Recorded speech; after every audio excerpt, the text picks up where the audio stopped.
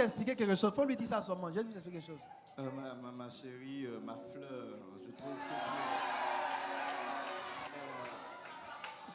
je trouve que tu es très belle. Et puis, depuis le jour où tu es entrée dans ma vie, tu as apporté une odeur agréable.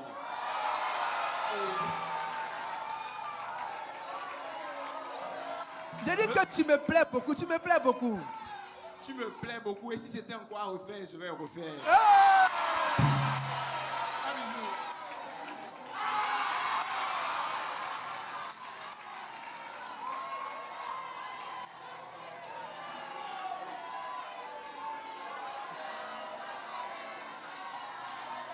Chantez votre chanson, chantez votre chanson.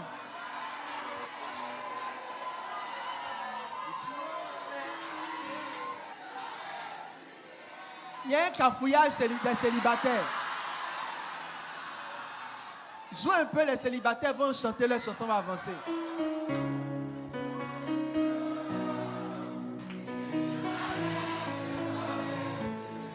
Jésus va vous aider.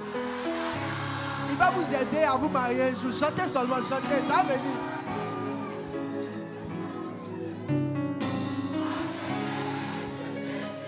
Il va t'aider, ça va aller. Merci beaucoup.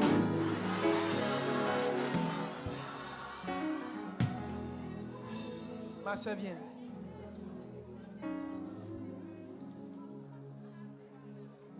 Viens.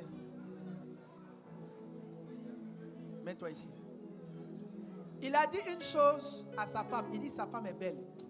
Qui se rappelle quand il a dit ça? La soeur qui est ici, elle est comment? Elle est belle, mais elle est très belle. Elle est très très belle. Simple, clean, clair.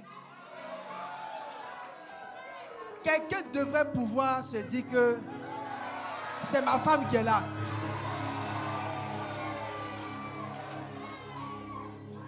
Avec des belles dans tout ça.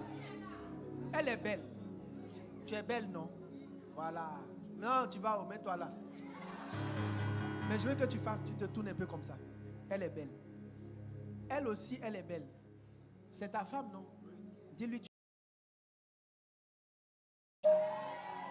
Redis encore, tu es belle, ma femme. Tu es très belle, ma femme. Maintenant, dis à la soeur qu'elle est belle.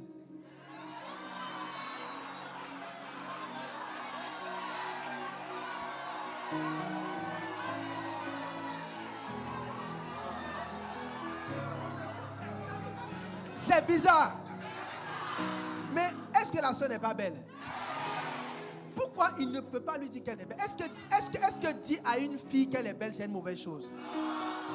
Mais quand tu es marié, il y a des choses que tu ne peux plus dire.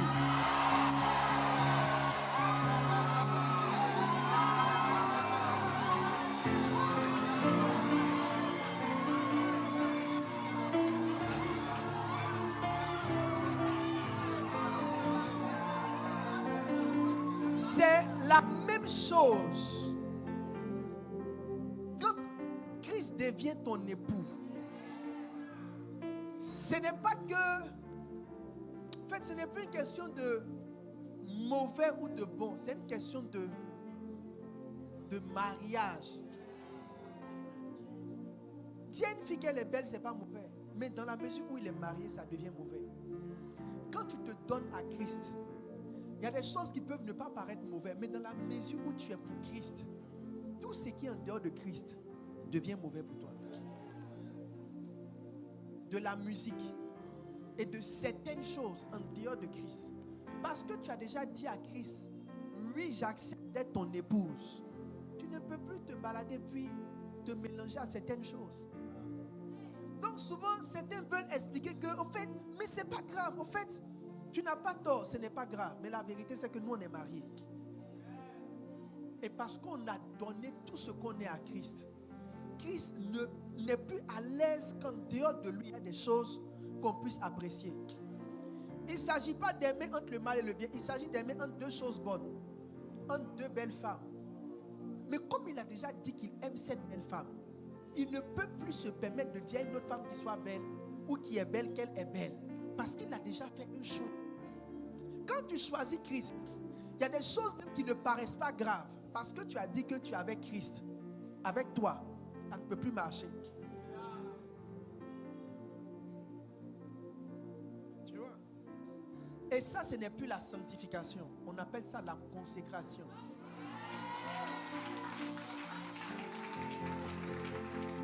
Ce n'est plus une question de mauvais ou bon. C'est une question de je me suis donné à Christ. Mes oreilles sont pour Christ. Ma bouche est pour Christ. Mes yeux sont pour Christ. Si je dois entendre, j'entends de Christ. Si je dois parler, je parle pour Christ. Si je dois regarder, je regarde pour Christ. Parce que mes yeux sont les yeux de Christ. Mes oreilles sont les oreilles de Christ. Ma bouche est la bouche de Christ. Je ne veux pas faire écouter n'importe quoi à Christ. Si j'ouvre mes oreilles, il faut que ce soit une chose que Christ peut écouter avec moi parce qu'il vit en moi. Si j'ouvre mes yeux, c'est pour voir des choses que Christ aussi peut voir parce que Christ vit en moi.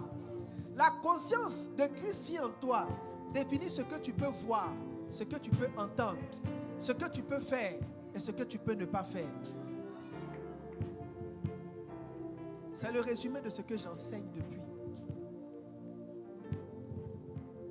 Et si vous comprenez ces choses que j'ai essayé de caricaturer, c'est-à-dire de les mettre de façon pratique, si vous comprenez ces choses, et si vous appliquez ces principes au fondement final que je viens de présenter tout à l'heure, vous n'aurez pas du mal à marcher dans la consécration. Mes amis, je ne fais pas exprès, j'aime Jésus. Le bonheur que je ressens quand j'ai un cantique spirituel. Lui, c'est mon voisin de chambre. Tu entends des cantiques de ma chambre? Je suis tout le temps en train d'écouter des cantiques. Parce que ça crée une atmosphère. Je n'ai pas le temps de mettre coup de pilon, bien coup de quoi. Ça va gâter mon esprit, ça va gâter mon atmosphère.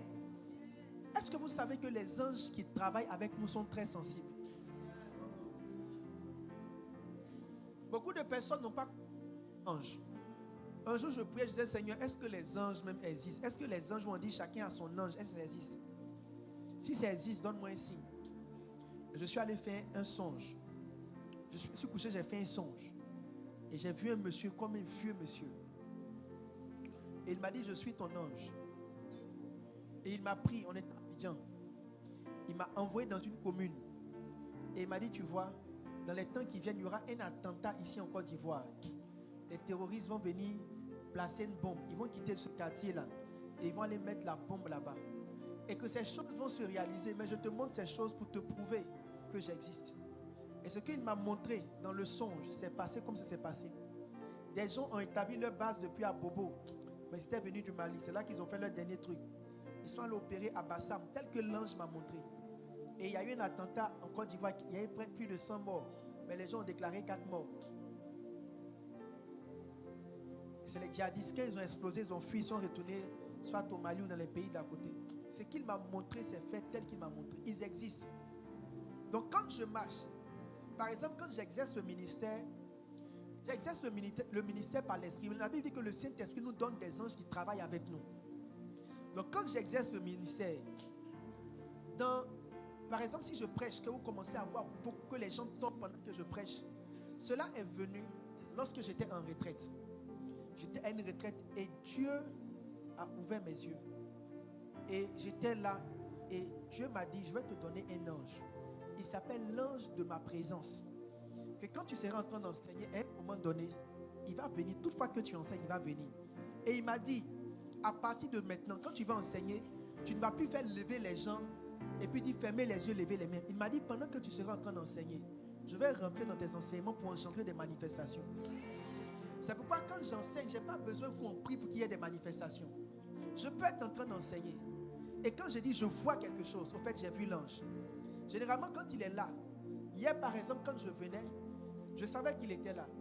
Parce que quand il est là, mon dos brûle.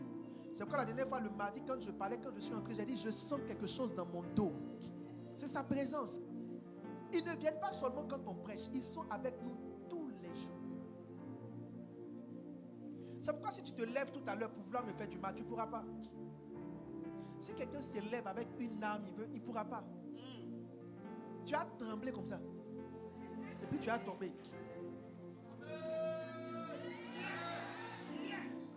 J'ai la conscience de cet ange-là.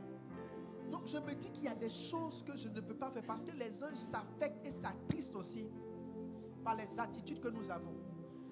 Quand Satan s'est retiré, la Bible dit que des anges sont venus servir Jésus.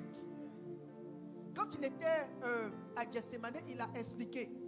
Et il a dit, vous ne savez pas que j'ai une armée d'anges, que si je leur donne un go, ils vont se manifester. Moi, je ne sais pas combien, mais j'ai vu 2. Celui que Dieu m'avait montré au départ et celui que Dieu m'a montré après dans la retraite, qui m'a dit, il sera pour toi l'ange de ma présence. Que quand tu seras en train d'enseigner, quand il va venir, l'atmosphère va changer.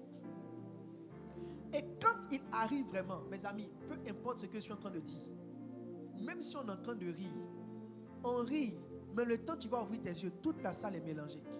Quand il arrive, c'est comme si une force descend dans la salle et l'atmosphère change. En fait, c'est le Saint-Esprit qui l'envoie. C'est son travail. Il y a des anges dont leur travail est de transporter la présence de Dieu. Il y a un niveau d'alliance. Quand tu atteins, pendant que je suis en train de parler, quelqu'un est en train de désirer vivre ça.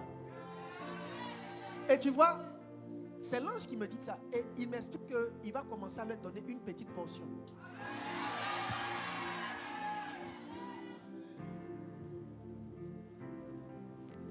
Il y a des gens qui vont commencer à rentrer tout doucement. Tu sais, ce que Dieu te permet d'entendre, c'est les dimensions vers lesquelles il te conduit.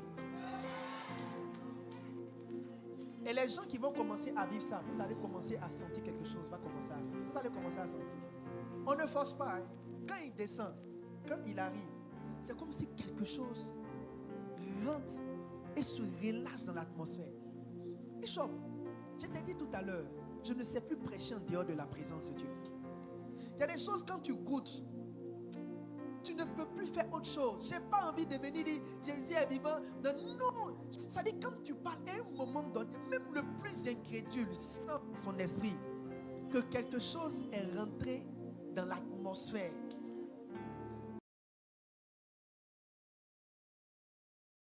Pour engendrer un vent.